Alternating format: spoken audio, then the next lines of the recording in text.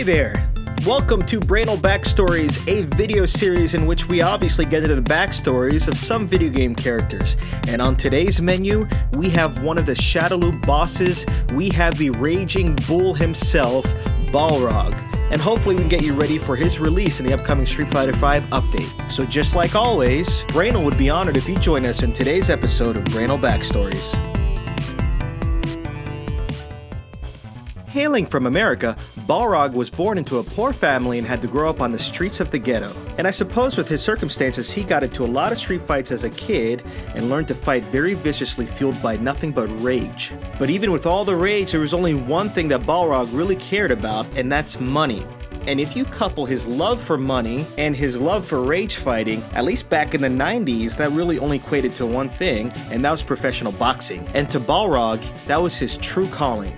And in the world of professional boxing, he destroyed everyone, but there was a huge, glaring problem with how he fought. He fought so viciously that he often broke rules and sent his opponents to the ER. And unfortunately for him, that means he couldn't find any matches because no one wanted to fight him. So over time, he couldn't find anyone to fight, so what's he supposed to do? So, being stuck in Las Vegas, he was out of a job, and with his skills, the best thing he thought he could do is be a bouncer. And through this, he meets M. Bison. Always looking for an opportunity to grow the Shadowloo organization into a terrifying force, Bison convinces Balrog to join. So through time and unrelenting savagery, Balrog has proved himself to be an invaluable asset to M. Bison. So invaluable that M. Bison decides to make him one of the 4 bosses of Shadowloo, along with Vega and Sagat, which leads us to the events of Street Fighter II. Now the strange thing here is, how do you do a video of a backstory of a boss of a game? Well, honestly, you gotta think of the perspective of if you were any of the other fighters, Balrog is just someone you gotta fight through, just a boss. But if you happen to play Super Street Fighter II, in which you can play as any of the 4 Shadowloo bosses, what's hilarious is at the end, Capcom tries to shoehorn Balrog's thirst for being number 1 and getting money and everything to some moral story of the American dream in which you can do whatever you want, which is f***ing hilarious to me. The good news is with that ending, they don't have you killing M. Bison, which would contradict everything with the storyline of Balrog. And now we've come to the events of Street Fighter IV. To help you understand how Balrog fits into this puzzle, it would be very helpful for us to review a little bit about M. Bison. M. Bison has this incredible ability to put his soul and his spirit into other bodies, practically making him immortal. These backup bodies are lovingly referred to as dolls. Now, some of these dolls are sleeping in the incubation program, essentially growing till they're mature, but other dolls Bison have decided to put to use. One doll in particular, referred to as Seth, is in charge of the SIN, which is the Shadowloo Intimidation Network. The problem is Seth was a little too smart for his own good and decided to say f*** you to M. Bison and turn SIN into his own personal world domination force. So what does M. Bison decide to do? M. Bison tells Balrog to go pretty much beat his ass into the ground and recover any remaining dolls left. Meanwhile, Interpol's trying to chase Balrog down during his mission, and guess who catches up to him? Interpol agent Chun-Li. So of course they're gonna f***ing fight in the streets, but guess what? Balrog was able to slip away. He's so slippery. So after escaping, he's able to infiltrate SIN, find Seth, beat him down, and finish his mission. And with Balrog's ending cinematic, you see that he escapes with a particular doll. And what's funny is in this scene, you see the kid has a Shadowloo mark on his hand. And I was like, oh sh**, isn't that the kid from Nash's storyline in Street Fighter V that he came across in India before he fight Fang? I don't know. Anyway, so that's pretty much Balrog's story. If you notice, there's not much to say. I mean, pretty simple character, I think. That being said, he actually did appear in a Street Fighter Alpha 3 game, but I don't think that's canon because his ending, he ends up killing M. Bison, which would not make any sense.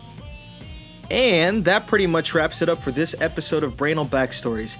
If you haven't already, Brainal would be absolutely humbled if you would subscribe and leave us some comments. Let us know what you think of this video series or any suggestions. I'm going to list all the sources I use in this video in the description below. And just like always, if you want to hear a few more interesting factoids about Balrog, stay tuned after the end credits. I'm Jeppy Condyle on behalf of Brainal.net, and we'll be looking forward to seeing you next time. Peace!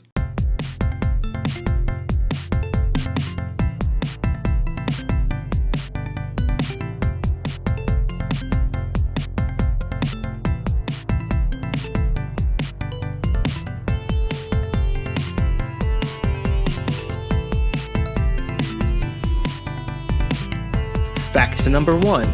If you were to write Balrog in Japanese katakana, you would probably write it like this. But if you're to pronounce this, you would say Bison. Bison. What the huh? Now I'm willing to bet a lot of you knew this anyways, pretty common knowledge at this point. But when Capcom originally designed the character we know today as Balrog, Capcom wanted to call our Balrog M. Bison, obviously because he looks like Mike Tyson. They pretty much used him as inspiration. But to avoid any lawsuits, they decided to do a little name shuffling. So, our M. Bison, they refer to as Vega.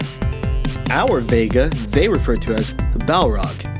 And our Balrog, we already know, is their M. Bison. Now, there is potential for confusion when it comes to international tournaments, so very often they just refer to the three as Dictator, Claw, and Boxer. What's also cool is that in some of the games, he'll actually say certain things that Mike Tyson has done. For example, I'll bite your ear off, which is pretty funny. And if you notice, there are hints that his real name is supposed to be M. Bison scattered throughout with these references to Buffalo and Bison. For example, on the back of his boxer robes, you'll see the words Crazy Buffalo, which one could translate to Mad Bison or M. Bison. And also some of his supers and ultra moves have Buffalo in the name.